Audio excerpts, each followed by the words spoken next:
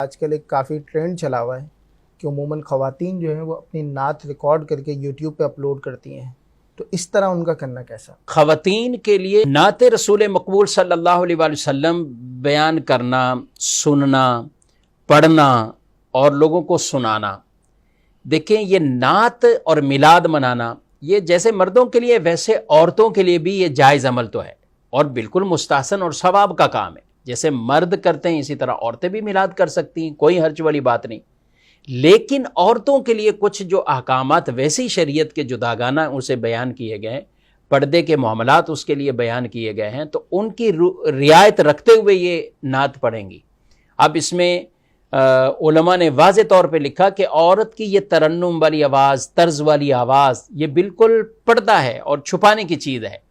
یہ ویسے ہی مردوں تک پہنچنا یہ جائز نہیں ہے، یہ گناہ کا کام ہے۔ چاہے وہ کمرے میں پڑھ رہی ہو، کوئی ایکو نہیں ہو، کوئی کیمرہ نہیں ہو، لیکن پھر بھی ان کی آواز ایسی نامحرموں تک پہنچ رہی ہے تو یہ جائز نہیں، یہ گناہ کا کام ہو جائے گا۔ اب اسی طرح اگر مائک کے اندر پڑھتی ہیں اور مائک کے ذریعے غیر محرموں تک ان کی آواز پہنچتی ہے تو یہ بھی حرام ہے، یہ بھی ناجائز ہے۔ تو یہ کام اس سے بھی بچنا ہے۔ اور یہ تو بہت ہی بڑا معاملہ ہو جاتا ہے کہ جس میں ویڈیو بھی سامنے اور پھر ویڈیو کو اپلوڈ کرنا، اسی طرح ٹی وی پر سب کے سامنے آ کر یوں خواتین کا نعتیں پڑھنا، تو یہ بالکل ناجائز کام ہے۔ اور ہمیں نعتیں اس لیے پڑھنی ہیں کہ اللہ اور اس کے رسول صلی اللہ علیہ وسلم ہم سے راضی ہو جائیں اور ہم ان کے احکامات کو بجا لائیں۔